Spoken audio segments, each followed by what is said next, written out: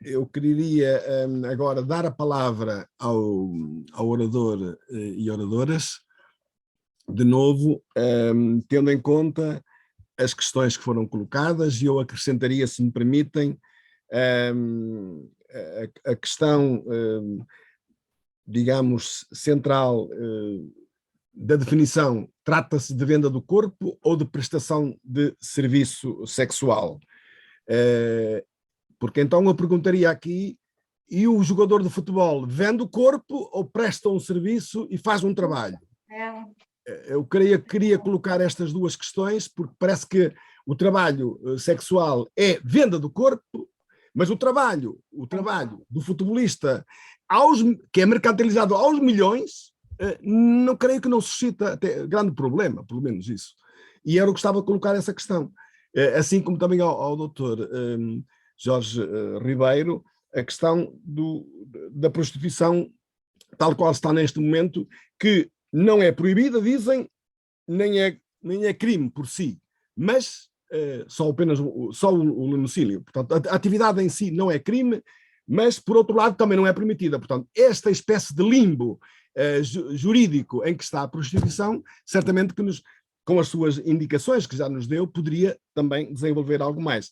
E já agora, também se leu ou se leram os demais o relatório sobre o tráfico coordenado pelo professor Boaventura Sousa Santos, o que é que consideram em relação a este problema. Porque diz que, digamos, a incidência é baixa em termos de sentenças condenatórias, mas, em todo caso, o que é que representa, dado aos números enormes de tráfico em que é empolado em termos estatísticos, em termos nacionais e internacionais. Eu gostaria que, portanto, se tivessem alguma palavra a este respeito, dizer, seria também, creio, importante. Muito obrigado. Mas agora a palavra à Alexandra, em primeiro lugar, se me permitem, de novo. Portanto, daríamos a ronda outra vez, depois o Dr. Jorge Ribeiro e, por fim, também a Manuela Tavares. Está bom?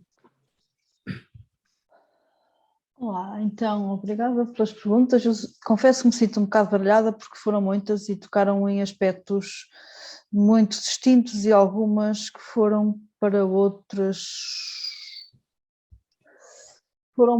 caminhos um bocadinho mais paralelos. Vou tentar escolher assim um outro ponto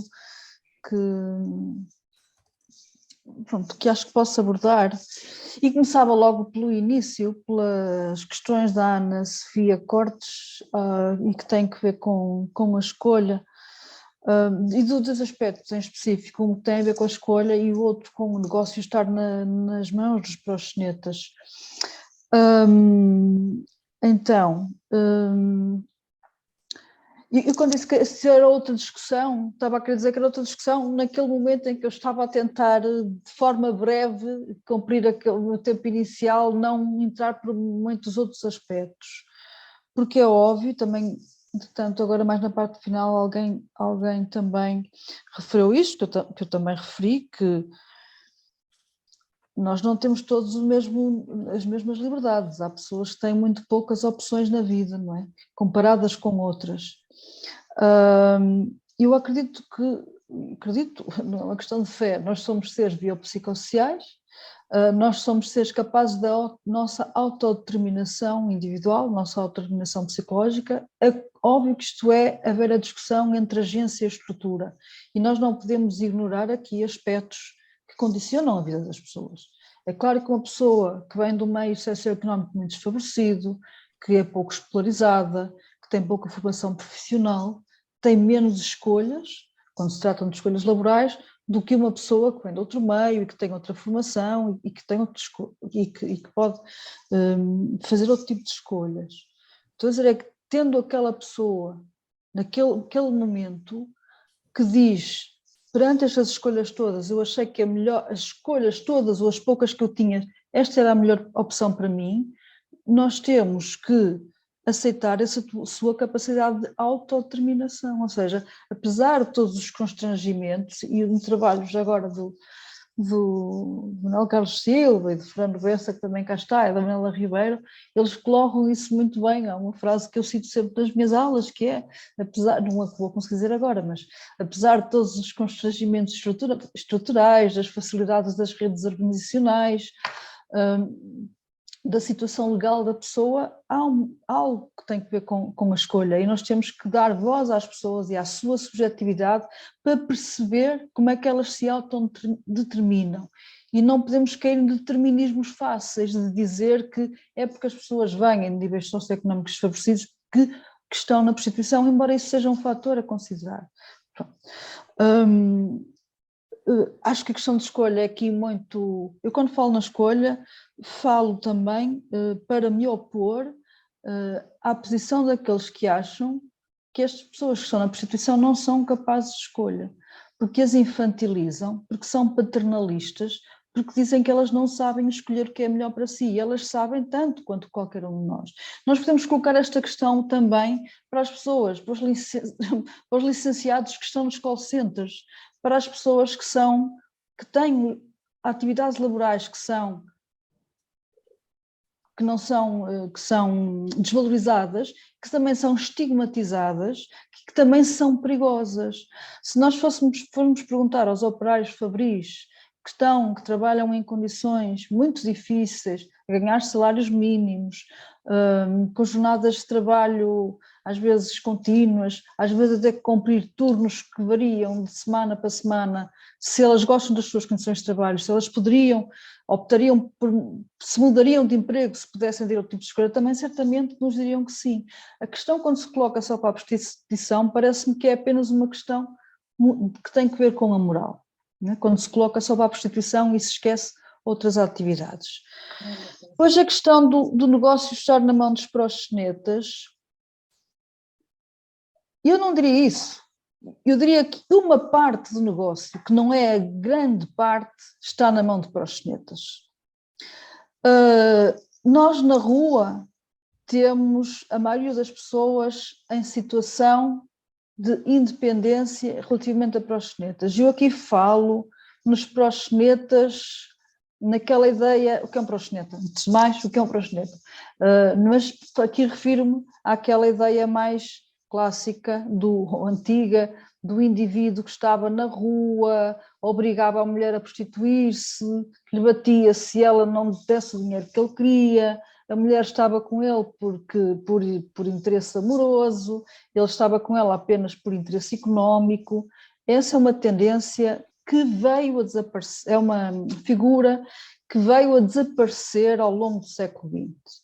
O José Machado de Paz, no seu estudo sobre prostituição Lisboa-Boémia, na viragem do século XIX para o século XX, diz que é nessa altura que surgem os proxenetas, ou seja, que os namorados se transformam em intencionais exploradores.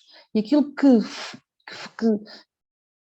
se foi constatando, que os estudos, aquilo que nos revelam os estudos, a minha própria observação e outros estudos, é que ao longo do século XX tiveram tendência a desaparecer. Agora, há outras formas de exploração na rua. Quando falamos em mulheres que são vítimas de tráfico de exploração sexual que estão na rua, aí temos claramente os seus exploradores que estão com elas na rua.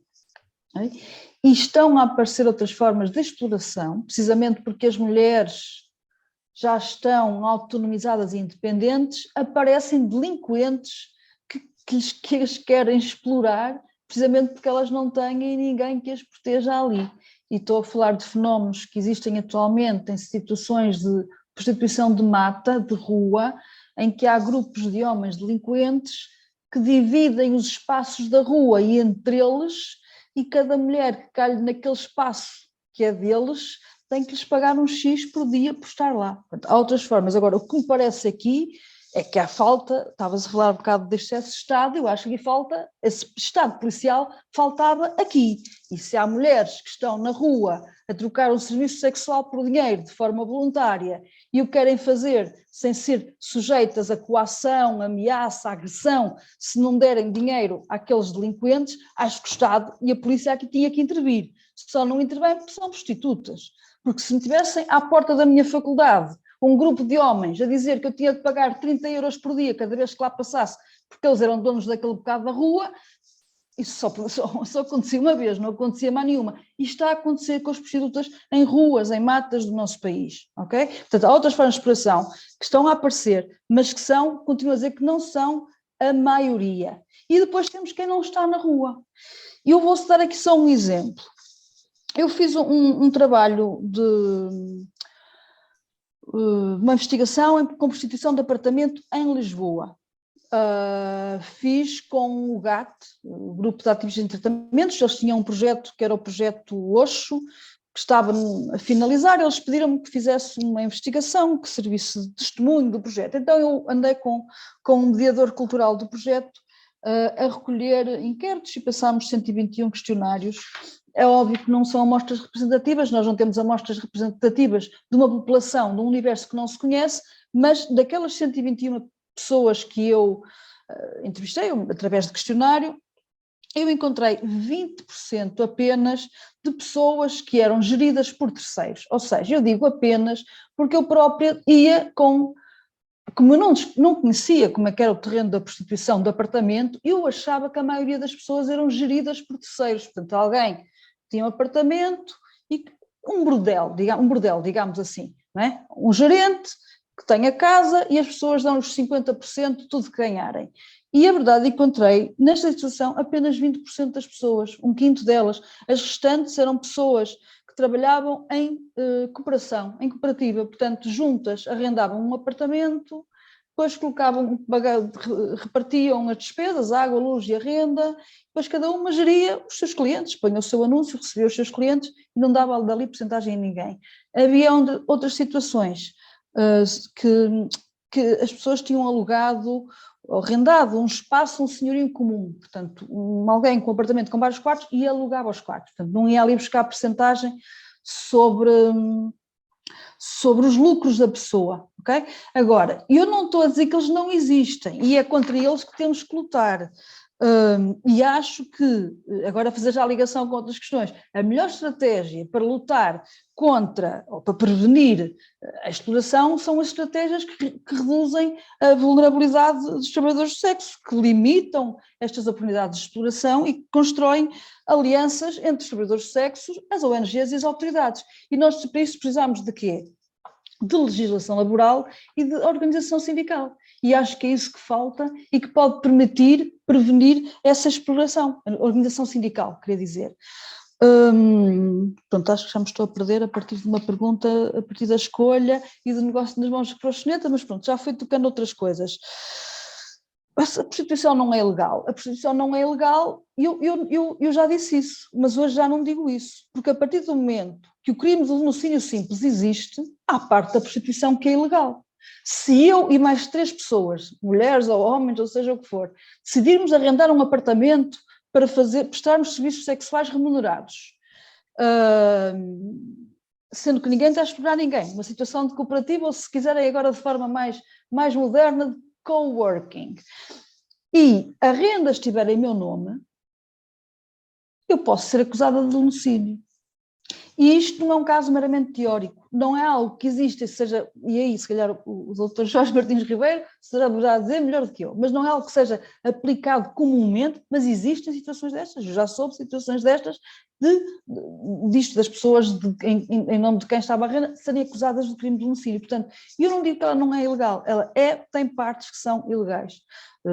Agora, se eu estiver sozinha, de forma independente, na minha casa, com o meu anúncio, aí não há nada que me possam, à partida, bem, a colocação de anúncio já também pode configurar crime de latrocínio para quem aceita o anúncio, mas à partida não estou a incorrer em nenhuma ilegalidade.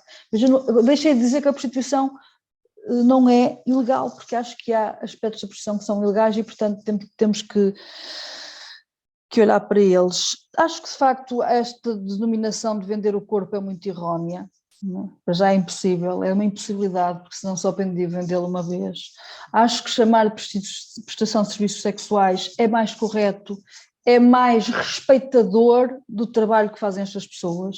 Acho que é preciso respeito e consideração pelas pessoas que fazem este trabalho, porque de facto é um trabalho muito difícil, também ainda nem sequer me venham com a ideia do dinheiro fácil, porque é um trabalho difícil, é um trabalho perigoso e, portanto, é preciso respeito pelas pessoas que o fazem.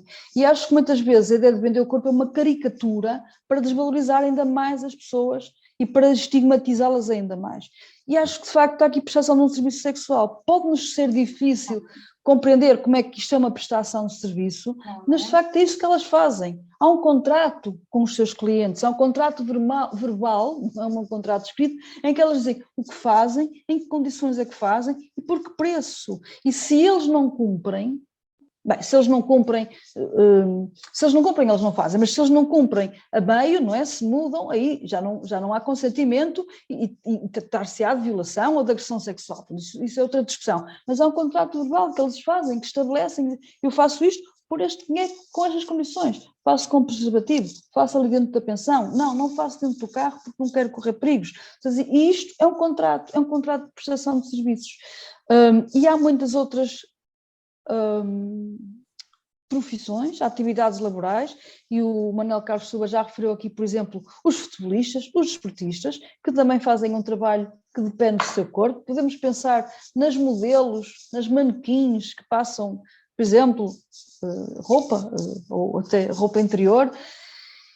E já agora, quando o Carlos Silva referiu a questão dos desportistas, eu relembro aqui uma coisa que muitas vezes digo também, e que vi para ver nos estudos do... Ai, como me esquecer agora do nome, de um professor de Direito da Universidade de Coimbra, peço muita desculpa ao senhor, que agora me estou a esquecer do nome dele, e que faz também, eu lembro daqui a pouco, já digo, que faz também, que estudou como é que esta questão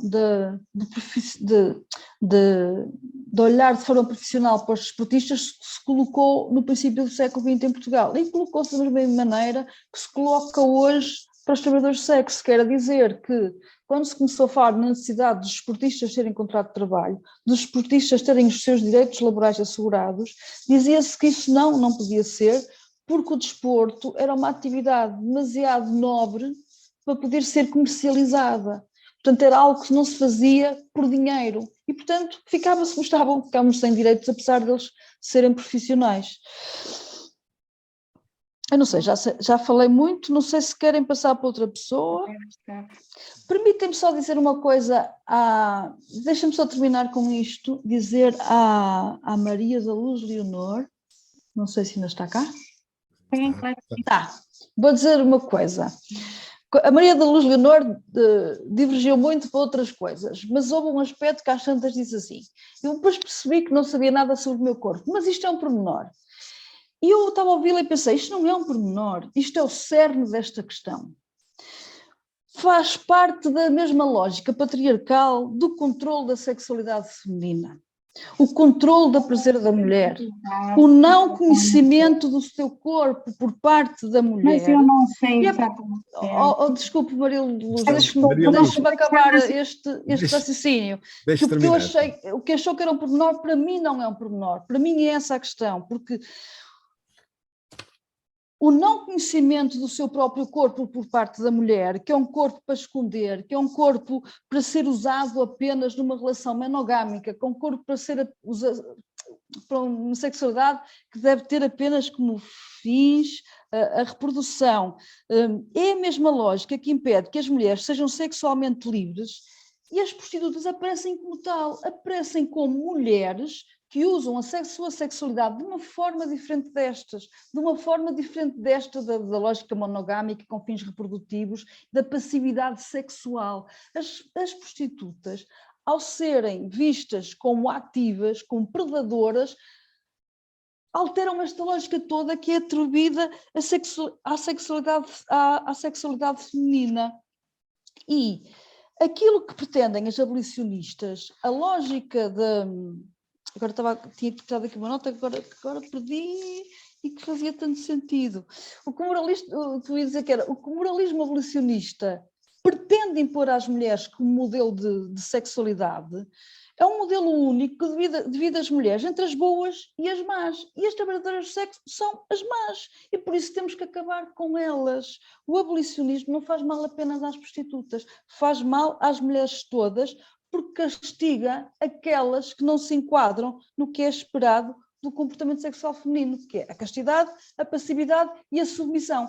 E fecho aqui, e desculpem ter-me excedido, mas lembrei-me disto quando a Maria da Luz Leonor achou que será um pormenor, não é um pormenor. Para mim é a mesma coisa, é a mesma lógica. E é por isso que nós continuamos a estigmatizar, a maltratar, a rejeitar as mulheres que fazem prostituição. E os homens, já agora, também usam a sua sexualidade de outra forma. Muito obrigado, Alexandra. E passaria agora ao Dr. Jorge Martins Ribeiro, se fazia favor.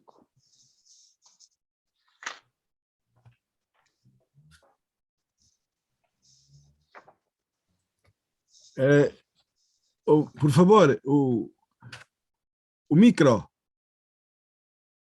Micro. Certo. Desculpe. Já está? Já me ouve? Já está. Pronto. Estava eu a dizer que está a ser um debate muito interessante, bastante participado. Vou tentar, ainda que seja quase uma missão impossível, abordar os tópicos que foram aqui referidos depois das intervenções. Eu começo por dizer, e já referi isto a propósito da interdisciplinaridade, que para se poder trabalhar um assunto não se pode partir de preconceitos e tem que se tentar conhecer a realidade, captá-la tal como ela é. Daí a necessidade de me ter socorrido de tantos estudos de diferentes ciências sociais para que pudesse conhecer a realidade e não partir de preconceitos, inclusive meus.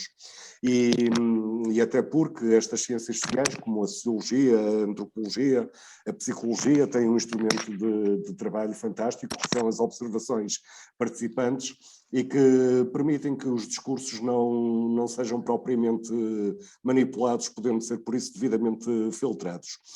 Gostava ainda, porque foi aqui falado, quanto à lógica abolicionista de querer, entre aspas, salvar à viva força as mulheres que consideram prostituídas, portanto as vítimas da desigualdade de género e da sociedade patriarcal, independentemente de esta realidade também estar estudada pelos autores portugueses e de constar também desta tese que fiz, eu gostava de mostrar aqui 2 livros, que são de 2 autoras de referência.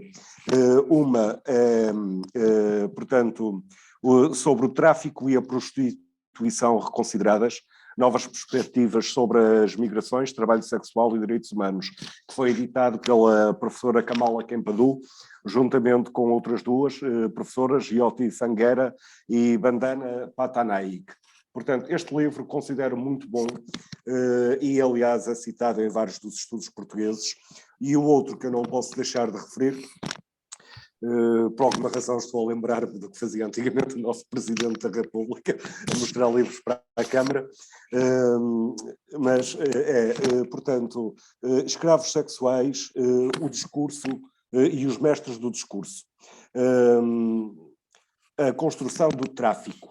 Também é de uma autora, de uma professora dos Estados Unidos, Joe Zima, que também é manifestamente conhecida, e são 2 obras que eu acho muito importantes e que abordam toda esta confusão, e eu estou a referir isto porque, tal como disse no início, há uma grande confusão que por vezes me parece intencional ao misturar-se os casos de prostituição com os casos de exploração sexual, incluindo da forma mais grave que é através do tráfico, e com outras realidades, como é a migração irregular, também conhecida, e o tráfico e o auxílio à imigração irregular, também é designado por smuggling of migrants. Mas, na verdade, isto são realidades muito diferentes, porque nós podemos ter, por exemplo, uma pessoa portuguesa numa determinada parte do país e ninguém, ou se calhar não vai ocorrer a ninguém, que esta pessoa está efetivamente a ser vítima de tráfico, mas se tivermos, por exemplo, uma pessoa oriunda de um outro país, as abolicionistas e os críticos de tudo isto vão logo invocar que se trata de uma vítima de tráfico, E por vezes o que acontece é que estas pessoas já praticavam a prostituição no país de origem e apenas mudam de país, ou seja, é uma migração e por vezes estão efetivamente em situação regular, porque, por exemplo, entraram como turistas e deixaram-se ficar ao fim de 3 meses, o que por vezes acaba por deixá-las também numa situação de vulnerabilidade, porque nos casos de exploração sexual, que lá está, são diferentes dos casos de mera permanência em situação irregular. Por vezes o que acontece é até a apreensão dos documentos de viagem, como passaportes, por aí fora. Agora, gostei que tivesse sido aqui falado, já não sei por quem, já sei, foi pela ativista Manuela Tavares, que na Associação Municipal na Assembleia Municipal de Lisboa ficaram chocados por ter falado sobre a sexualidade de pessoas com incapacidade. Não me admiro absolutamente nada. Aliás, os portugueses são um povo muito dado a tabus e a hipocrisias.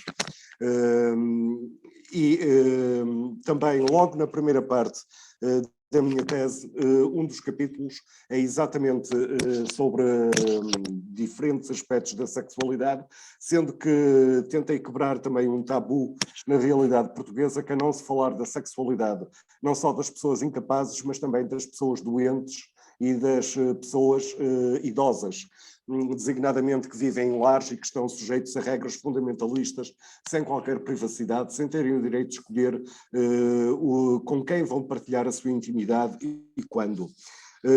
Existe voluntariado sexual para pessoas com incapacidades, quer em Taiwan, quer na Áustria, quer nos Países Baixos, quer na Alemanha, quer na Dinamarca e também na Austrália. Existe uma associação que faz a ponte entre estas pessoas com incapacidades e pessoas que se especializaram a prestar serviços sexuais a pessoas com incapacidades. É a Associação Sensis. De referir também que quer nos Países Baixos, quer na Dinamarca, a prestação de cuidados sexuais a estas pessoas são dedutíveis no IRS porque são considerados cuidados de saúde. Mas lá está, em Portugal há muito pouco trabalho ainda sobre a sexualidade das pessoas sujeitas a internamentos de meses, por vezes de anos, pessoas que estão em unidades de recuperação, pessoas que estão internadas em lares, e pessoas com incapacidades várias. É como se não tivessem direito à sexualidade. E já agora, o Fernando Matos Rodrigues referiu-se também ao direito ao sexo.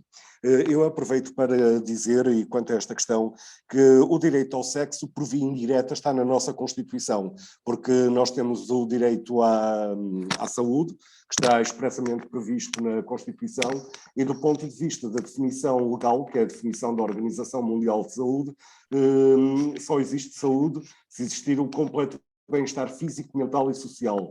Ora, é indissociável do completo bem-estar físico, mental, a sexualidade.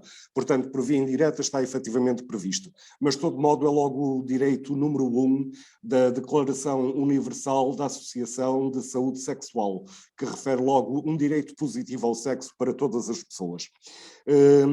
Depois, portanto, sobre o que é o trabalho do sexo e sobre o definir a prostituição. Bem, eu logo no início tentei dar uma definição de prostituição, mas é preciso ver que há diferentes tipos de prostituição e isto, claro, vai acabar por também ditar conclusões diferentes quanto a valores como, por exemplo, de exploração sexual ou não.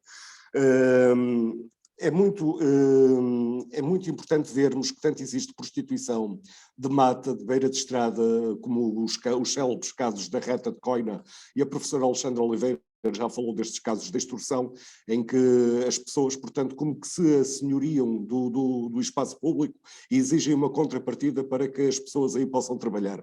Portanto, ora, também isto deveria ser visto pela autoridade, até porque as pessoas deveriam queixar-se, porque isto é um crime de extorsão e, portanto, não pode continuar. Mas, como eu estava a dizer, há diferentes tipos. Temos a de exterior, que tanto pode ser na beira da rua, como pode ser numa mata, pode ser onde se quiser. Temos depois a de interior, que vai desde os hotéis de 5 estrelas, à privacidade do domicílio da pessoa, aos apartamentos, em que também grande parte das pessoas não são vítimas de qualquer exploração, existe sim uma associação ou uma cooperativa, como lhe queiram chamar, e onde se verifica, a meu ver, a minha opinião, mais casos de exploração, é na prostituição de interior exercida em casa de alterno. E isto porquê? Porque são as casas que ditam as regras, são os chamados patrões do negócio, que tomam parte, definem se querem 50%, que é a prática habitual, alguns menos, 33% ou 1/3. Mas isto sim, e porquê é que isto acontece? Porquê? Porque quando não se regula, e houve aqui uma pessoa que se mostrava muito contra a ideia de pedir ao direito, foi Fernando Matos Rodrigues, para ser um instrumento de direitos. Bem, o que é um facto é que se o direito não intervier, não intervier, nós vamos de facto delegar nos exploradores sexuais a organização da exploração. E, portanto, nós temos é que acabar com isto, temos que legalizar a atividade para definir em que moldes pode funcionar uma casa de alterno. Eu já fui avançando parte das minhas ideias. Tem o lucro virado no negócio propriamente dito, seja de espetáculos de strip, seja de espetáculos de dança, seja de venda de bebidas, seja de venda de comidas, seja do alugar temporário, do arrendamento temporário de quartos ou cabinas. Agora, mesmo as próprias condições de funcionamento dos espaços têm de ser definidos, têm de haver botões de alarme, tem que haver a possibilidade da porta ser aberta por fora em qualquer momento, tem que se definir, por exemplo, os critérios de higiene para as pessoas poderem tomar banho, ou seja, devem ser estabelecimentos com duches, entre outros requisitos físicos destes espaços. Deve também criar-se uma série de regulamentação, mas eu não me vou alargar até porque tenho aqui várias perguntas, para que estas pessoas, portanto, tenham mais condições de trabalho, com mais higiene e com mais salubridade, e isso também foi aqui referido já, porque se não se regulamenta designadamente os requisitos de higiene e de salubridade, os requisitos mínimos a que devem obedecer estes quartos e estas cabinas, então sim, é natural que se esteja a potenciar a propagação de doenças, a degradar as condições de trabalho, e eu relembro aqui as recomendações da Organização Internacional do Trabalho e as conferências sobre o direito ao trabalho justo, que passa exatamente por condições de trabalho higiênicas e salubres. E, portanto, as recomendações da Organização Internacional do Trabalho e da Organização Mundial de Saúde não podem ser ignoradas. Portanto, é efetivamente importante legislar, porque esta atividade não é erradicável. Depois, importa também que se refira, já fui referindo a esta parte, que se refira que isto tinha a ver também com a pergunta colocada pela Ana Sofia. E o que eu tenho a dizer à Ana Sofia é que ao não legalizar-se, não só está a delegar-se os termos em que a atividade é exercida nas mãos dos exploradores, que é o que se pretende evitar, e nos que se dedicam à extorsão e outras atividades criminosas, como, por exemplo, fazerem rondas às prostitutas para ver quando é que acabam de trabalhar e tentarem furtar-lhes o trabalho de não sei quantas horas. E, portanto, isto são práticas comuns. Depois, outra coisa que eu queria falar aqui é que deve-se ouvir, deve-se empoderar, e eu já disse que isto era um dos argumentos a favor, quem efetivamente está na atividade. E por isso é que terá de se ter em conta, por exemplo, aquilo que são não só os trabalhos que estão a decorrer em Portugal, quer da agência Piaget, quer também pelo movimento dos trabalhadores sexuais, mas também terá que se ouvir o que as congêneres do estrangeiro têm a dizer, associações de trabalhadores sexuais. Eu passo a referir algumas. Temos o Fórum de Viena na Áustria, temos depois no Reino Unido Agulimags, é o nome da associação, temos em França o STRAS, que é o sindicato, por assim dizer, dos trabalhadores sexuais, e na Irlanda Sex Work Alliance of Ireland, portanto a SWAI. Depois, referiu-se aqui também sobre Espanha e o pretendido neoabolicionismo através da criminalização do cliente, que irá erradicar a prostituição em 4 anos. Isto é um absoluto disparate. Eu não os quero amassar, mas devo dizer-lhes que eu pedi os dados estatísticos oficiais aos Ministérios da Justiça, ao Ministério da Justiça da Suécia, todas as condenações que houve por ano, e entre 1999 e 2016 que foi o ano em que fechei, por assim dizer, a investigação no tocante à Suécia, houve uma média de 155,38 condenações por ano, isto num país com mais de 11 milhões e meio de habitantes. Se achar que isto, portanto, vai erradicar a prostituição, enfim, só acredita quem quer. Não sei como é que o ministro Pedro Sanches vai fazer. Também lhes posso adiantar que pedi ao Ministério da Justiça do Reino Unido, responsável pela Irlanda do Norte, que me fornecesse os dados, pedi por 2 vezes, porque desde 2015 vigora lá o neoabolicionismo, não me forneceram. Por sua vez, o Ministério da Justiça de França também não me respondeu, sendo que o sistema vigora desde 2016. Ora, estas não respostas, apesar das insistências, deixam-me antever que o resultado não será o que esperam. Sendo que, por exemplo, no caso da República da Irlanda, que tem este modelo em vigor desde 2017, em dezembro de 2019, que foi quando terminei a investigação, tinham, durante 2 anos e meio, condenado uma pessoa e tinham outra investigação. Portanto, acreditar-se que isto é um meio para erradicar a prostituição, cada um acredita no que quer. Deixem-me, no entanto, referir que, durante este período, os crimes contra trabalhadores sexuais na Irlanda aumentaram 70%. Dispararam. Portanto, não deixa de ser irónico que quem quer, alegadamente, designadamente as feministas abolicionistas, e a prostituição é efetivamente um fenómeno genderizado, porque cerca de 85% são mulheres. Mas, portanto, não deixa de ser para mim frustrante que quem diga que quer proteger as mulheres, no fundo, lhes inferniza a vida, porque se a clientela é perseguida pela polícia, logicamente vai-se afastar dos centros da cidade para locais mais esconsos, onde a polícia não passa tanto, mais desprotegidos, e, portanto, a oferta vai acompanhar a procura e portanto, logicamente, o perigo para estas pessoas é muito maior, e é isso que dizem todas as investigações e todas as associações de trabalhadores sexuais no estrangeiro. Mas eu disse que não ia amassá-los com números, mas de todo modo, quanto à França, que é um país com cerca de 108 milhões, apesar de não ter obtido nenhum dado oficial, porque os ministérios não me quiseram responder, e portanto em França a lei está em vigor desde 2016, entre 2016 e 2019, de acordo com uma associação abolicionista, esta política era um sucesso porque teria havido 804 condenações. Estamos a falar de 2 anos e meio num país de 68 milhões. Para outra associação abolicionista, que é a Fundação CEL, vem com um número completamente dispar, mas mesmo assim não será certamente o que as feministas abolicionistas pretenderiam, porque esta Fundação CEL refere que foram condenados 4 mil homens. Seja como for, tendo em conta a população do país, dá resultados ainda piores do que os da Suécia, que apesar de tudo ainda consegue ser mais eficaz na aplicação. Depois, portanto, temos aqui outra pergunta de Cássio Pinheiro quanto ao risco de legalizar a profissão do proxeneta. Como eu referi, eu não pretendo legalizar a profissão do proxeneta, porque eu referi logo que não deve haver não só contrato de trabalho prostitucional, como também referi que não deve haver recebimento, e ainda agora referi isso a propósito da regulação das casas de alterno, não deve haver recebimento de parte do preço. Daí que, por exemplo, relativamente à iniciativa de Ana Loureiro, e que foi apreciada no Parlamento, na Assembleia, e que não foi aprovada, devo dizer que discordava de quase todos os aspectos em que propunha que a prostituição fosse legalizada, não só porque propunha exames a doenças sexualmente transmissíveis obrigatórios, defendia que deveria ser apenas a partir dos 21, o que tornaria ilegal quem já entre os 18 e 21 está na prostituição, entre outros aspectos.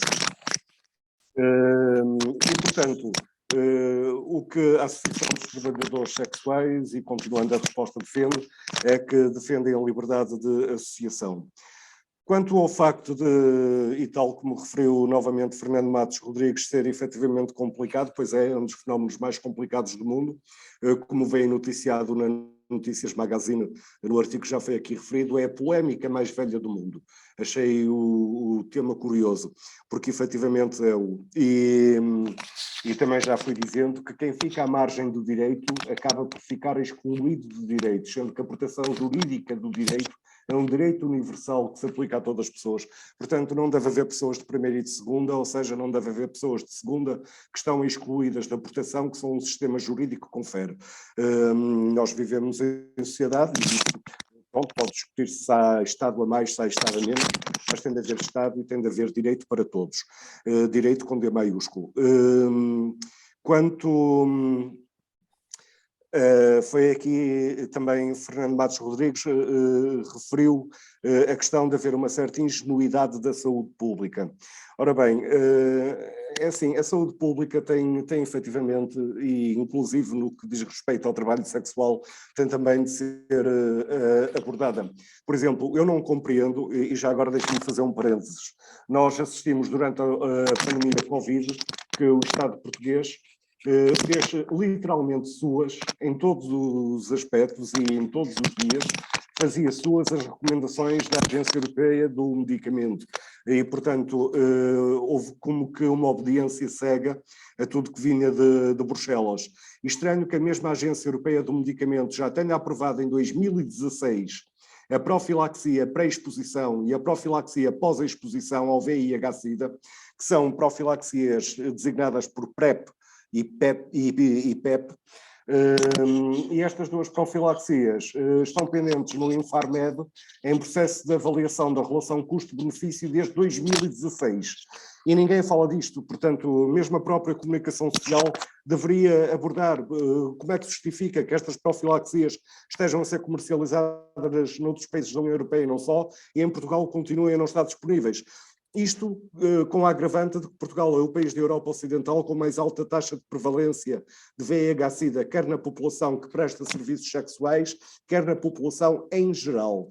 E, portanto, porquê é que eu estou a falar disto a propósito dos trabalhadores sexuais? Porque parece-me que pelo menos estes já deviam ter sido abrangidos voluntariamente por um acesso facilitado a estas profilaxias. Porque, como é evidente, estão num risco acrescido, mas mais uma vez continua a não se falar dos assuntos, como não se fala de muitos outros, e portanto as profilaxias PrEP e PEP passam ao lado de grande parte das pessoas, muitas nem nunca ouviram falar delas. Portanto, também a propósito do trabalho sexual seria importante falar-se disto, porque deveria haver um acesso privilegiado destas pessoas. E isso poderia ser feito através, por exemplo, daquelas carrinhas do Ministério da Saúde que andam nas ruas e que tentam estabelecer alguma medicina de proximidade com as populações-chave. Depois, quanto à questão, e vou ser rápido, tenho que terminar, quanto à questão da Maria Luz Leonor, aliás, quem falou da questão também da higiene, segurança, foi também o Bruno Candeias, mas já toquei neste aspecto. Quanto à Maria Luz Leonor, portanto, apontei aqui que disse que uma pessoa não tem prazer e a outra ter, bem, eu aqui, eu tinha pano para mangas, porque isto tem muito a ver com direitos fundamentais, com direitos constitucionais, portanto, com a liberdade, com a integridade física, com o direito da reserva da vida privada, com o direito ao livre desenvolvimento da personalidade. Portanto, já foi falado em autodeterminação, o que eu secundo, e depois deve-se terem atenção, e aqui o professor Manuel Carlos Silva vai reconhecer a frase, porque é do trabalho dele e dos colegas Vidas na Reia. Há várias teorias que tentam, são 9, salvo erro, as principais, que tentam explicar a decisão de entrar na prostituição. De todas as teorias a que eu privilegio, é a teórico-liberal que diz que não há uma única explicação, portanto tem de haver aqui uma explicação que é pluricausal e é individualizável. Portanto, privilegio assim a teoria económico-liberal, sendo que aquela relação da privação relativa dos sujeitos atores, e portanto, ou seja, quando as pessoas fazem a ponderação entre o que eu estou disposto a fazer por que preço, entra no binómio da avaliação individual que cada pessoa faz de avaliar a relação custo-benefício. Portanto, penso ter respondido. Quanto à segunda questão da Maria Luz Leonor, quanto à união entre o corpo e a mente, bem, eu não quero entrar, ainda para mais em frente a uma professora de psicologia, não quero entrar muito em termos técnicos, mas há uma realidade, e grande parte das pessoas que prestam trabalho sexual referem-na, é uma realidade que se chama dissociação. A senhora professora Alexandra Oliveira, depois, se quiser, poderá voltar a esta questão, mas muitas pessoas como que a estratégia de coping, ou seja, a forma como também lidam com isto, com esta realidade, porque, como já disse, é um trabalho difícil e bastante exigente ao nível psicológico e físico. Uma das estratégias para lidarem é como que um adiamento temporário, sendo que também grande parte das pessoas que se prostituem negam que vendam o corpo. Isto é uma ideia recorrente, dizer-se, vendem o corpo, mas as pessoas que praticam a prostituição, praticamente todas negam essa realidade, dizem que não vendem o corpo, vendem um serviço. Depois, por fim, e esta... ainda sobre a Maria da Leonor, o que é uma relação sexual? Pois, por isso é que eu disse, e até logo no início, fiz uma citação de Jaime Milheiro e falei também nas práticas de BDSM e disse que parte da noção de prostituição tem a ver com o ser de cariz sexual para pelo menos uma pessoa, ou seja, estamos a entrar no mundo dos significados, estamos a entrar no mundo da construção psicológica das fantasias de cada pessoa. Depois, portanto, passando agora ao professor Carlos Silva, portanto, já acabei por responder quanto à questão de se vende o corpo ou presta um serviço, portanto, considero que presta um serviço. Depois a outra questão era quem se prostitui, portanto, exatamente, já referi isto também. E depois referiu a questão da prostituição estar no limbo. Não é crime, mas não está legalizado. Depois, o que só fomenta a exploração, como já fui referindo. Depois, por fim, quanto à questão do tráfico e dos números. Também já abordei isto de passagem antes, quando referi que existe uma narrativa que empola os números de tráfico. Nós temos muitos estudos, designadamente do Aventura Sousa Santos e da equipa, que salvo erro era uma equipa de 5 pessoas. Temos também a SWOW de tráfico de mulheres, temos os estudos do Observatório do Tráfico de Seres Humanos. Portanto, basicamente o que se constata é o seguinte: nós ainda este ano assistimos, como se fosse uma grande novidade para as autoridades portuguesas, a questão do tráfico de trabalhadores no Alentejo. Ora, este problema está identificado, claramente identificado desde 2013, para não dizer antes, e portanto todos os anos se assiste, na altura da colheita da fruta, a um renascer deste problema quando as autoridades não agem porque não querem. Relativamente ao trabalho sexual, a maioria das pessoas traficadas para fins sexuais são efetivamente mulheres, sendo que também há homens traficados. Quanto às outras fontes de tráfico, designadamente para o serviço doméstico, também a maioria são mulheres. Novamente também há homens, sendo que para a construção civil e agricultura a maioria das vítimas traficadas são homens. Quanto aos números do tráfico em geral e à grande discrepância que existe entre relatos de algumas ONGs, tem exatamente a ver com aquele fenómeno que eu disse. É que muitas das vezes situações que caem apenas na migração irregular e outras que caem no auxílio à imigração irregular, por se tratar de pessoas estrangeiras, assume-se à partida que são vítimas de tráfico, quando não é isso que efetivamente se passa. Daí que os números de casos de tráfico provados nos tribunais praticamente nada tenham a ver com os números que por vezes são avançados, sendo também que é de referir, e agora mesmo para concluir, que por vezes a mesma pessoa conta duas histórias diferentes, consoante está a falar com uma interlocutora que pensa nada ter a ver com a investigação, e depois aquilo que vai declarar às autoridades, até porque faz parte do Estatuto das Vítimas de Tráfico, que se declararem inicialmente que são vítimas de tráfico, não são imediatamente conduzidas à fronteira, portanto ficam em Portugal durante mais um tempo, ainda que depois lá está, também é discutível em termos de opção legislativa, se isto é de manter ou se não, exige-se-lhes para que possam permanecer nessa situação, que colaborem ativamente com as investigações. Pronto, eu não quero amassá-los muito, tentei responder o mais possível, dentro dos limites de tempo, e concluo por aqui. Muito obrigado pelas excelentes explicações e agora passava a palavra a Manuela. Está bem? Ora bem, foram duas excelentes intervenções. E, portanto, eu não vou retomar questões com as quais concordam, que a Alexandra Oliveira falou, e o Jorge Martins Ribeiro, muito de acordo com ele, no que diz respeito a estas questões da impulação ou da extrapolação, já não sei como dizer, do número de pessoas traficadas para a exploração sexual. E uma das coisas que as autoridades normalmente dizem é que têm poucas denúncias, ou seja, as mulheres traficadas sexualmente, existem até estruturas de atendimento para elas e essas estruturas estão vazias e elas acabam por não fazer denúncia. Isto tem a ver também com a forma como as questões do tráfico em Portugal são tratadas, não é? São tratadas estas questões muito para o encaminhamento de novo para o país de origem. E muitas dessas mulheres sabiam ao que vinham, não é?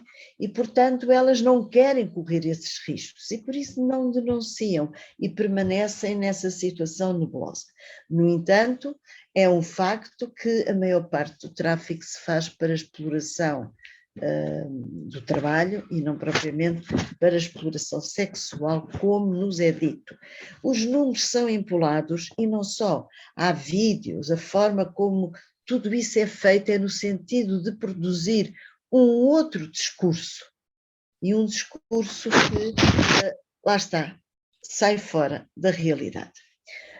A outra questão é assim, muitas vezes as abolicionistas dizem que nós temos uma ideia do trabalho sexual romantizado, que aquilo é tudo assim, sem nenhum problemas, etc, etc.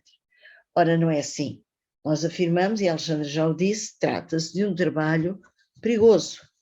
E há mulheres que são efetivamente vítimas de violência nesse trabalho. Agora, esse trabalho é tanto mais perigoso e elas são vítimas de violência com maior persistência se elas continuarem marginalizadas e se não existir legislação e se não tiverem direitos. Se não existir uma visibilidade desse trabalho como um trabalho que deve ser respeitado, qualquer mulher prostituta que se queixe junto de uma autoridade não é bem tida em consideração, não é? Não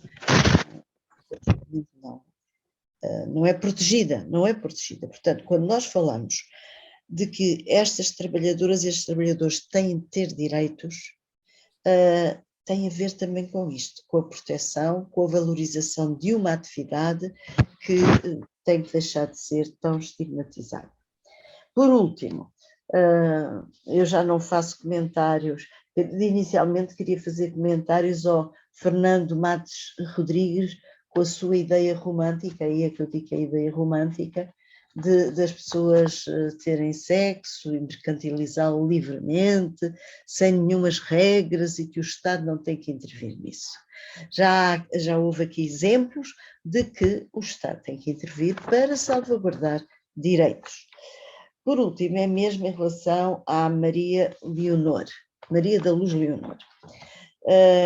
Maria da Luz, quando tu pões em questão de que há um corpo que vai dar prazer sem ter prazer, isso faz parte do tal dito contrato informal entre duas pessoas adultas, em que uma acha que pronto, vai fazer aquele serviço, mesmo sem ter prazer. E isso não ter prazer ainda está muito para desvendar, porque segundo algumas informações, há prostitutas, há trabalhadoras sexuais que também têm prazer, mas a questão é, aquilo está contratado assim, não é? Entre duas pessoas adultas, uma vai dar prazer à outra sem ter prazer. É algo que está contratado informalmente. Pronto. Não digo mais nada.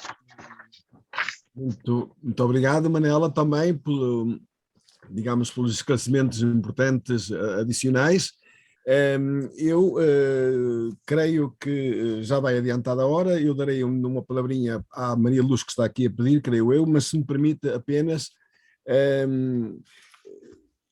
eu creio que relativamente às cifras especulativas sobre o tráfico, que o Ministério da Justiça, ONGs, a própria CIDM e outras instituições estão preocupadas, mas eu creio que esta preocupação está contaminada por uma questão que está uma agenda oculta, que tem a ver com a imigração dita irregular ou ilegal, e que depois por aí também as questões se colocam. Agora, não vou, acho que já foi dito o essencial, sobre a questão do Estado. Eu concordo com o Fernando com uma coisa, o Estado foi sempre, aliás, o Foucault já o colocou, o Estado, pela ideia da governamentalidade, desde séculos e até a atualidade, procura controlar, embora é bom que se diga que o controlo que foi feito do Estado no passado era diferente do controlo que há hoje. É bom que se tenha presente que o Estado não foi sempre o mesmo. E até a própria democracia representativa, que alguns podem dizer que é uma democracia burguesa, atenção, ela foi conquista das próprias classes trabalhadoras. É bom que se diga que é também a democracia em parte nossa e em parte da burguesia. Não quer dizer que seja suficiente, porque é preciso mais democracia e democracia direta, associativa e outras. Mas uma coisa me parece é de que não se pode meter tudo no mesmo saco, porque onde não existe alguma regulamentação, neste caso pode ser a laboral, pode ser outra qualquer, se não existir, é a lei do mais forte que impera. Isso é não só nas empresas, mas também em todos os lugares informais, as máfias e as máfias que de facto estão fora do controlo do Estado. Portanto, eu diria apenas que me parece que há que, mais uma vez, tudo bem, Fernando, podes mostrar os livros que entenderes, eu terei muito apreço em ler, aqueles que não li. Agora, do que eu li e do que eu sei é que ficar na crítica radical, sem colocar propostas que vão de encontro às próprias mulheres, neste caso, que estão discriminadas ou desclassificadas como mulheres más comportadas. Eu vou por dizer, uma das coisas concluídas que a Manela Ribeiro e o Fernando Bessa Ribeiro e outros concluímos é que elas estão na prostituição porque são boas mães. Não é porque são más mães, é porque são boas mães e se ocupam dos seus filhos e se ocupam da família. É bom que tenha presente isso. Portanto, há que haver um enquadramento em intervenção institucional, não só na saúde, mas onde quer que seja, justamente para garantir direitos. E, portanto, dar uma bujade radical, muito bonita, mas depois não perceber o que é que está em jogo, justamente em atenção às pessoas, eu acho isto de um radicalismo balofo, e que na prática vai de encontro ao status quo, tal qual está. É isso que as abolicionistas fazem. Tanta proclamação contra a degradação da mulher e, na realidade, mantém essa degradação sem mais. Desculpem-me que eu até esteja um bocado animado e eu não seja um moderador muito neutral. Não, de facto, tenho tomado partido e continuo a tomar partido. E, nesse sentido aqui, deixa-me também desabafar um bocadinho do meu ponto de vista. De facto, dizer que a mulher, e são formas modernas de escravidão, como dizem as abolicionistas, é de facto uma coisa inaudita. Não leram sequer o Marx, porque o Marx discute bem quando é a pessoa que está ou na escravatura ou na servidão, é um estatuto e uma condição que não tem nada a ver com direitos, é um objeto. E, portanto, agora, neste momento, havendo o consentimento relativo, obviamente, porque as pessoas todas condicionadas, todas as pessoas, e há muitíssimas pessoas, milhões de pessoas que estão em trabalhos que não gostam. É um mero consentimento relativo. Elas não gostariam, mas têm que sobreviver. Ora bem, aqui também dizia que está no mesmo registro. E, portanto, penso que esta ideia, sobretudo subliminar, acho que até desonesta, de associar o tráfico de mulheres com as crianças, como já foi dito aqui muito bem pelo Dr. Jorge Martins Ribeiro, é de facto uma forma de não perceber que a mulher não pode ter uma posição. a mulher pode ter consentimento, pode exercer a atividade com consentimento relativo ou não. É uma coisa. Agora, as crianças é outra coisa totalmente diferente. Aí estamos a falar da exploração e digamos, de um abuso e que não tem nada a ver sequer com prostituição, portanto, consentida. Portanto, nesse sentido, eu acho que, digamos, que há nebulosa, evidentemente, que importa aqui, digamos, desmontar e não ter medo do debate. E de facto, o que me parece é que, sim, eu falo do consentimento relativo, sim, porque nem todas as pessoas têm uma total liberdade. Portanto, as pessoas, porque elas vêm por necessidade económica, a maior parte delas. E por isso é que é relativo, não é um consentimento pleno. Elas foram não é forçadas, mas foram induzidas a assumir este trabalho como um modo de fazer frente aos seus problemas, seja de sobrevivência, seja de dívidas, seja o que for. Agora, uma coisa é certa, também o trabalhador e a maior parte dos trabalhadores não estão também condicionados, estão no mesmo pé de igualdade em relação a este tipo de trabalho. Portanto, é nesse sentido que eu acho que não é uma opção mesmo totalmente livre. Quer dizer é que, ao não permitir a regulação com direitos, a agência da homem ou da mulher também diminui. É nesse sentido que eu acho que me parece fundamental termos presente esta situação. Bom, mas eu alonguei-me talvez um bocadinho mais, peço desculpa até deste final da minha parte, como posição bem clara, mas de facto não posso também ser indiferente ao que está em debate. De qualquer modo, queria ainda dar uma palavra à Maria Luz, que me parece que tinha também que dizer alguma explicação sobre a sua posição. Portanto, eu acho que... E a Ana Sofia Ligeiro. Diga? E a Ana Sofia Ligeiro, sabe? Não percebi. Sofia Ligeiro também se inscreveu. Bom, a Sofia Ligeiro. Então, estamos aqui a dizer que já o tempo está a esgotar-se, não sei, mas de qualquer maneira, uma palavra quer para a Ana Sofia, quer para a Maria da Graça, se puderem ser sintéticas. Está bom? Carlos, desculpa, eu tinha me inscrito antes de dar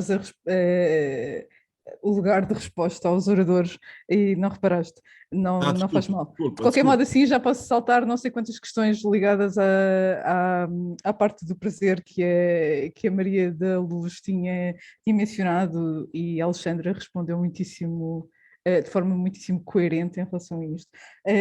Mas eu acho efetivamente que nós entulhamos as questões do trabalho sexual com todo um conjunto de tabus que são realmente muito difíceis de estripar da discussão.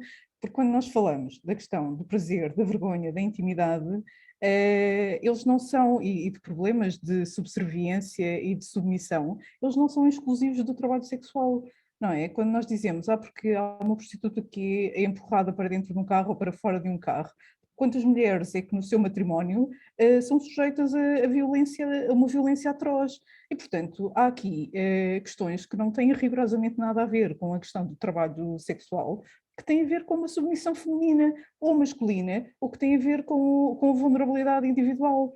E isso não pode ser objeto ou uma desculpa para nós imputarmos a nossa moralidade, quer à profissão das pessoas, quer às pessoas que recorrem a este tipo de serviços. Agora, eu acho também que é importante a questão do trabalho sexual exatamente na parte da educação sexual, porque nós estamos a falar de um trabalho sexual no âmbito da prostituição, mas não estamos a falar, por exemplo, de questões performativas, como atrizes ou artistas, que utilizam o seu corpo, muitas vezes com uma exposição brutal do ponto de vista da intimidade, e nem sequer estou a falar das questões da pornografia, mas de cinema e teatro corrente, que não sofrem este tipo de estigma atualmente, já sofreram anteriormente, e isso foi ultrapassado porque é uma questão artística. E, portanto, se calhar esta transposição da evolução de como nós encaramos o corpo, a utilização do corpo e o prazer associado ao corpo, individual ou com terceiros, é aquilo que se tem que chegar, não é? Mesmo esta questão da moralidade é também aquilo. Neste momento estavas a falar no que diz respeito às boas mães e às más mães, é sempre a mesma conversa, não é? Que é o direito da mulher à sua sexualidade plena, o direito do homem à sua sexualidade plena e a forma como ele é coartado e depois compensado com o recurso ao trabalho sexual. E acho que é este stepping stone que se tem que fazer de tentar perceber onde é que está realmente o nosso problema, o problema dos abolicionistas quando se trata de questões da prostituição e do trabalho sexual.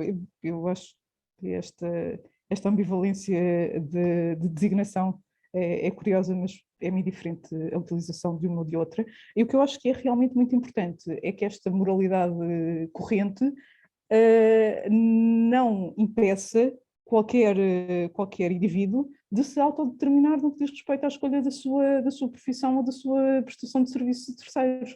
Eu não acho que a prostituição seja mais violenta do que muitas outras profissões existentes, não é? Não acho que todos nós tenhamos um prazer incrível no trabalho que desenvolvemos. E, portanto, estes argumentos são difíceis de acompanhar. E só para terminar, eu não vou alongar mais, eu queria agradecer muito aos oradores, porque foi efetivamente muito interessante ouvir-vos este bocadinho e muito, muito importante documentar assim esta discussão. Muito obrigada. Muito obrigado, Ana Sofia. Agora a palavra à Maria da Luz. Maria da Luz. Sim, eu escrevi já uma mensagem, é lamentável, porque efetivamente não me enquadro, não me encaixo em nenhuma das posições, nem abolicionistas, nem o contrário, retirarem conclusões que eu sou uma moralista, que eu sou uma puritana, que é uma questão de castidade, porque eu, ainda as meninas não tinham nascido, já era contra a castidade, já era contra a divisão entre o puro e o impuro, já era contra isso. Portanto, e não mudei em relação a isso, absolutamente nada. Efetivamente, para esclarecerem ainda, uma vez por todas, qual é a minha posição, aquilo que eu penso em relação ao trabalho da prostituição, eu também penso na questão do corpo, eu também penso em relação a qualquer trabalho. Penso, sim, que efetivamente temos que entender que o trabalho não pode ser uma obrigação, como se só a vontade prevalecesse, como se a pessoa inteira não valesse, como se só valesse o salário que vai receber, a sua sobrevivência.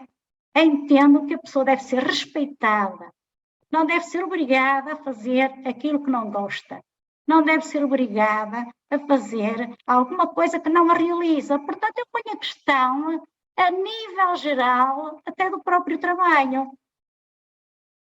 A questão que eu coloquei aqui, e eu não me ponho numa caixinha, porque eu própria não me ponho numa caixinha. Eu não sou contra as prostitutas, Deus me livre, nem pensar.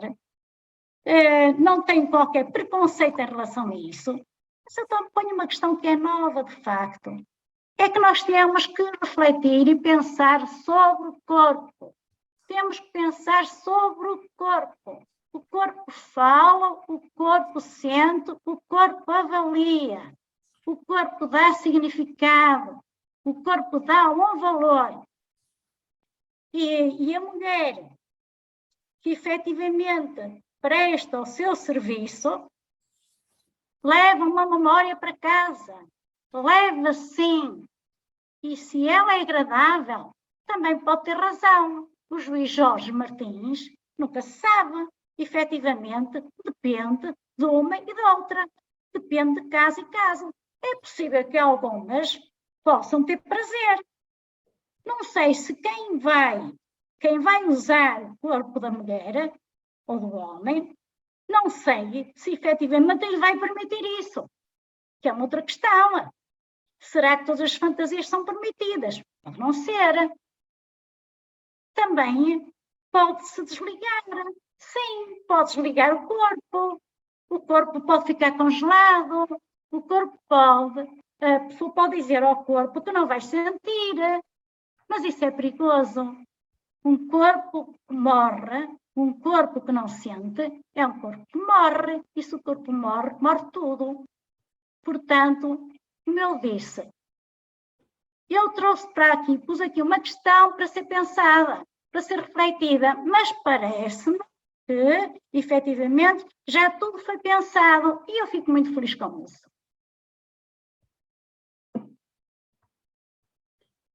Muito obrigado, Maria da Luz.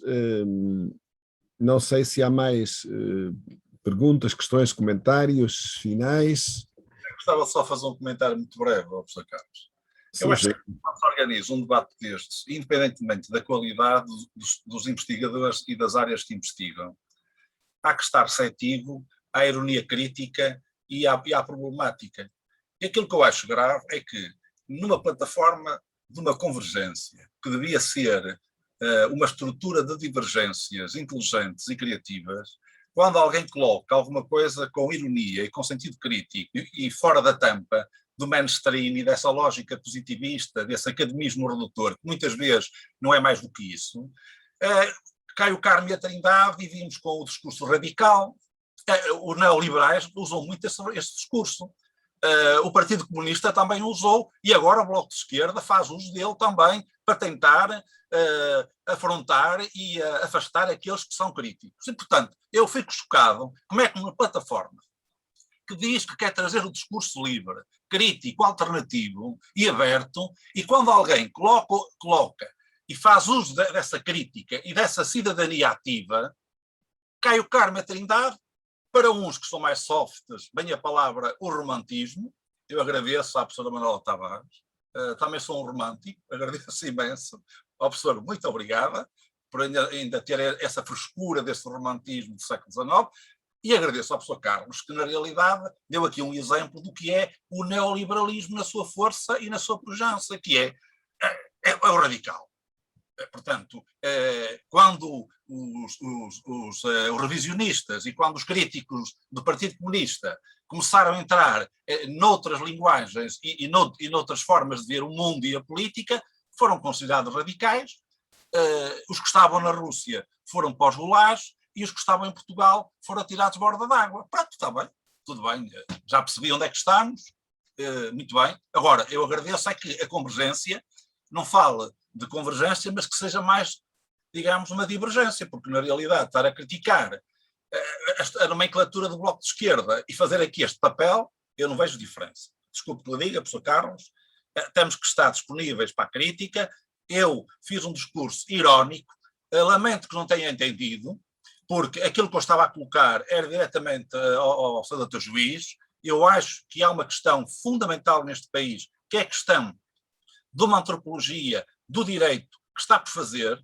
É preciso, não só na questão da prostituição, não só na questão das ocupações ilegais, não só dos bairros ilegais, dos ocupas. Há aqui toda uma estrutura que está fora daquilo que chamamos a visibilidade do direito, e houve aqui uma pessoa que falou na tal visibilidade, pois é preciso dar visibilidade, mas essa visibilidade parte exatamente de uma democraticidade e de uma abertura humanista, parte da estrutura jurídica ou da justiça em Portugal. E aí é que está o grande problema. E veja, e termino com isto, quando o Dr. Juiz diz isto, que afinal na Constituição está o direito ao sexo, e quando me diz que ele está integrado no direito à saúde, pois, Dr. Juiz, aí é que está a nossa divergência. Aí o senhor é romântico e eu aí não sou nada romântico. E aí vou buscar a biopolítica de Foucault. É que exatamente o sexo, nessa visão da saúde, é o sexo bom, é o sexo patriarcal, é o sexo onde não há risco, é o sexo que está disciplinado, é o sexo que está vigiado. E aí eu estou em totalmente oposição a esta postura.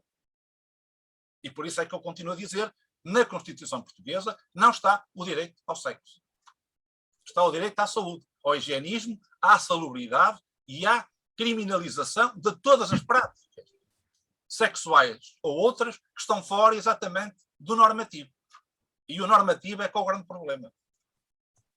E, portanto, meus parabéns pela iniciativa, mas já reparei que até na convergência não há divergência e há muito pouca capacidade de pensar diferente. Parabéns a todos. Vão no bom caminho.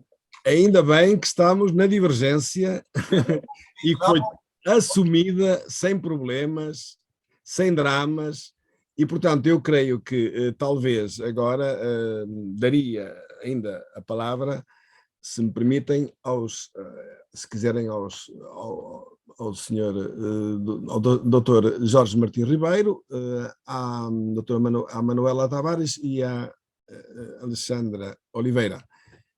Uma vez que ainda houve aqui mais comentários e talvez seja justo que seja assim, a não ser que haja mais alguém que ainda queira dizer mais uma palavra, mas também estamos com um tempo muito, muito limitado. Eu peço desculpa. Diz, Alexandra. Eu vou sugerir que não sejam feitas mais perguntas, porque de facto acho que já é bastante tarde, eu estou muito cansada. Pronto, então... E mesmo esta ronda final era dispensadas, mas já que nos deste essa oportunidade, eu não vou acrescentar muito mais, porque de facto há aqui muitas pontas que se podiam desenvolver e podíamos continuar a discutir aqui até amanhã de manhã, mas não dá.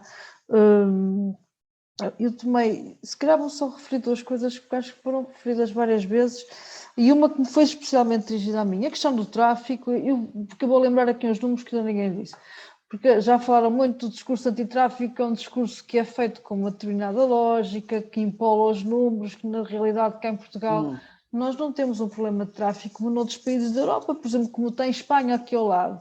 E aqueles números que eu costumo citar são os números oficiais do Observatório de Tráfico de Seres Humanos, que é o organismo estatal que recolhe informação sobre o tráfico e que nos diz, e que nos dá sempre números muito baixos, que nos diz, como vocês também já disseram aqui, que o tráfico é sobretudo para a exploração laboral e não para a exploração sexual. Os últimos números que estão disponíveis são os de 2020, acho eu, pelo menos a última vez que lá fui ver, eram os de 2020, e estavam-nos 5 casos confirmados de tráfico para exploração sexual, ou seja, 3% dos casos, os 63% são para exploração laboral. Portanto, não quer dizer que 5 casos seja pouco, ou seja, que não vale a pena lutar. Temos é que ter cuidado com o discurso que fazemos e para onde é que direcionamos este discurso. E depois a questão da dissociação, porque o Dr. Jorge Martins Ribeiro dirigiu especificamente para mim, né, que tem que ver com quando nós nos desconectamos das nossas experiências físicas ou emocionais de forma a lidarmos com experiências que nos podem ser dolorosas. E eu fujo desta palavra dissociação porque ela tem a lógica e o enquadramento psicopatológico, né, da forma como é dito, mas de facto nós temos mecanismos para conseguirmos distanciar-nos de determinadas situações que nos são emocionalmente mais fortes. E no caso dos trabalhadores do sexo, muitas vezes eu ouvi esse discurso das mulheres dizerem que pensam noutra coisa, que como é uma relação sexual que não tem um significado emocional e sexual para elas, elas tentam divergir o seu pensamento daquele momento para estarem de facto distanciadas. Não temos é que patologizar isto, ou seja, de forma negativa chamar uma dissociação porque tem um peso psicopatológico, mas isso também é se calhar o que fazem pessoas noutras profissões, o que faz um médico quando tem que lidar diretamente com a morte, por exemplo, para se proteger, ou até o que faz este exemplo acho que chega de um médico que tem que lidar com a morte todos os dias. Pronto, e não digo mais nada porque senão continuamos aqui, queixei-me de tarde e continuamos aqui até amanhã conversando sobre isto. Mas já agora que tive a palavra no fim, esta palavra final, agradecer o convite, dar os parabéns ao Carlos Silva, mesmo que não tenha havido muitas divergências, acho que foi um debate muito bom, é bom ter a sensação que ainda posso aprender e continuar a aprender imenso, e acho que nunca tinha ouvido pessoalmente o Dr. Jorge Martins Ribeiro a falar e agradeço-lhe porque aprendi imenso ainda com ele hoje. Obrigada. Então agora o Dr. Jorge Martins Ribeiro.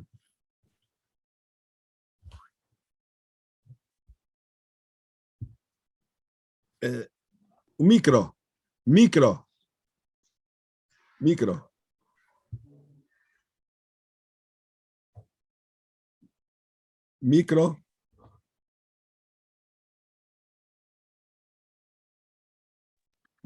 Pronto. Agora. Sim. Estava a agradecer à senhora professora Alexandra Oliveira as palavras. Também aprendi esta noite. É sempre bom debatermos. E isto é um debate, portanto, não temos necessariamente de estar todos de acordo quanto a tudo e com todos. Por isso é que é um debate. Por isso, eu queria só dizer que gostei muito de participar. É um tema que eu acho apaixonante, ainda que, como eu disse logo no início, é fraturante e impassível de consensos. Portanto, reitero só esta conclusão. Não podemos estar todos de acordo quanto a tudo, por isso é que é uma sociedade democrática e plural.